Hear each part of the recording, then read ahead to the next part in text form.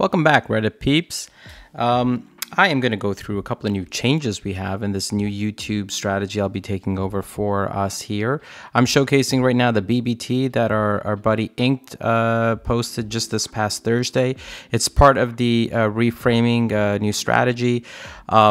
We will be pairing the BBT with a video.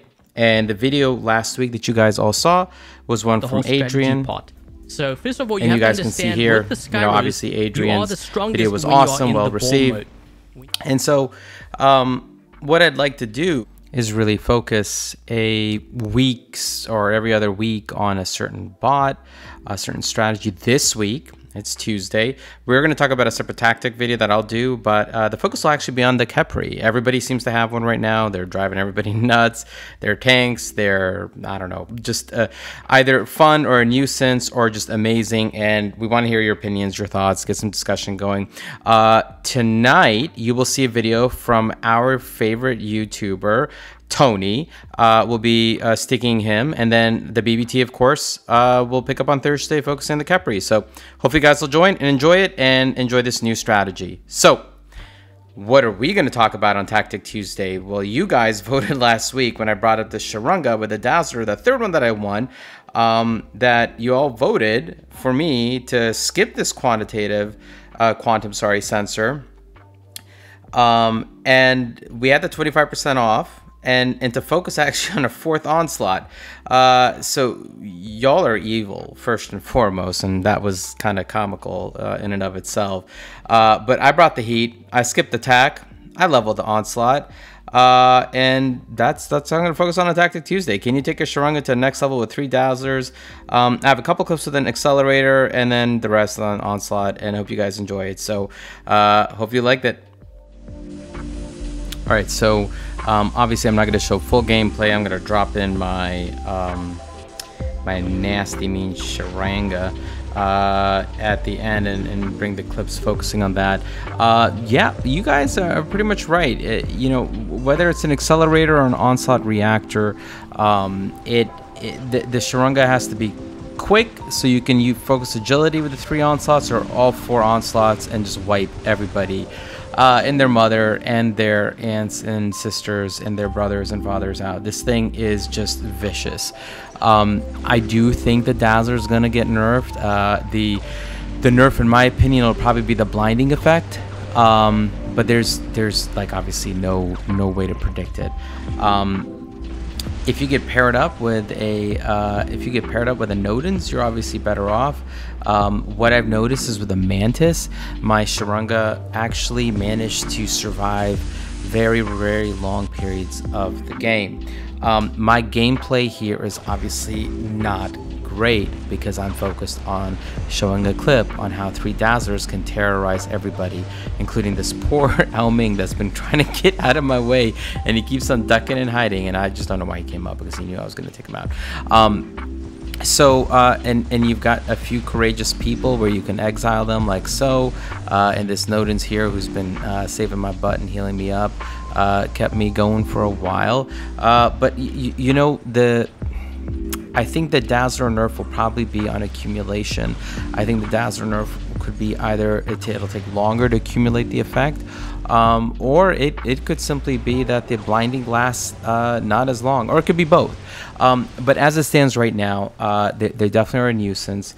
And if you drop a Sharanga in, I just would highly recommend it actually be in a domination game. In Beacon Rush, in the testing that I found, and there's a clip in there that you guys are going to probably get a kick out of coming up, it was a train wreck. Like, you just die real quickly. So this is my new Dom go-to when I log on and I see a couple of games that are pretty rough in Beacon Rush.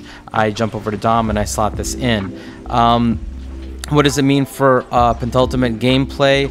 I am a camper on some level, but you can be aggressive. I think in this build here, I think I actually just kept an Onslaught in all three, and then I didn't do the fourth. I think I did an accelerator just to kind of do a comparison. So you can see here I've got some pretty decent movement. One thing that will be scary in the future, and this is a bit of, you know, again, a tactic moving forward, is that T4 healing mothership, whatever it's called, the waffle looking thing. I don't know what I forgot the name, don't make fun of me.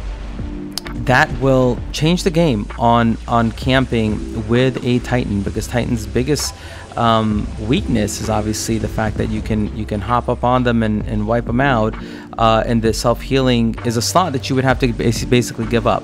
That thing looks like it's going to heal a ton, so you can actually play solo without a Nodens.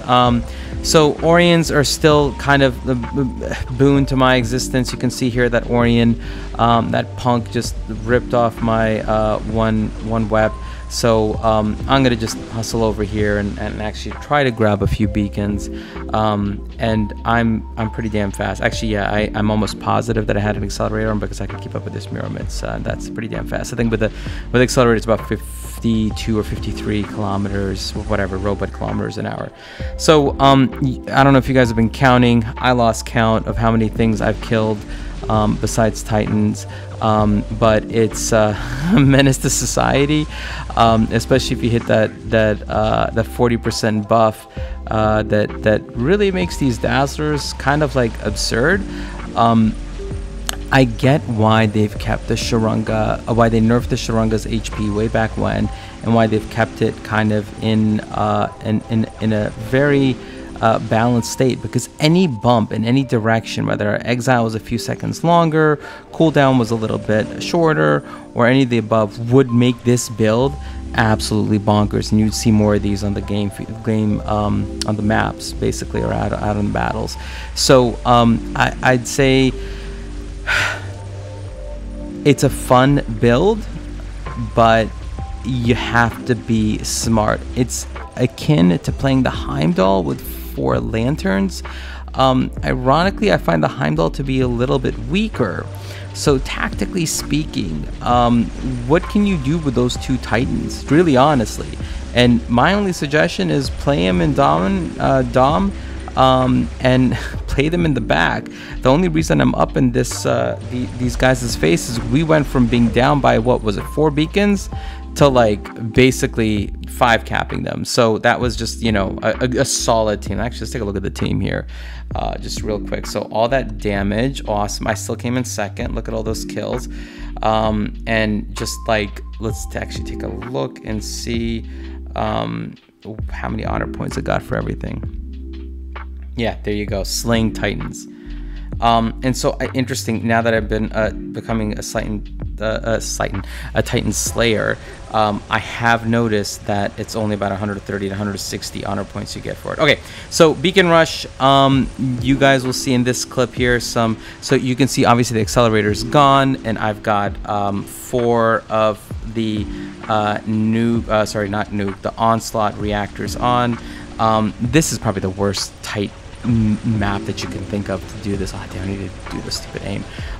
It's just everything's so close, and I'm getting blinded and Orion, and it's just a disaster, and everything's very in close proximity. But and this Orion, good lord, that thing just wiped off half of my freaking thing.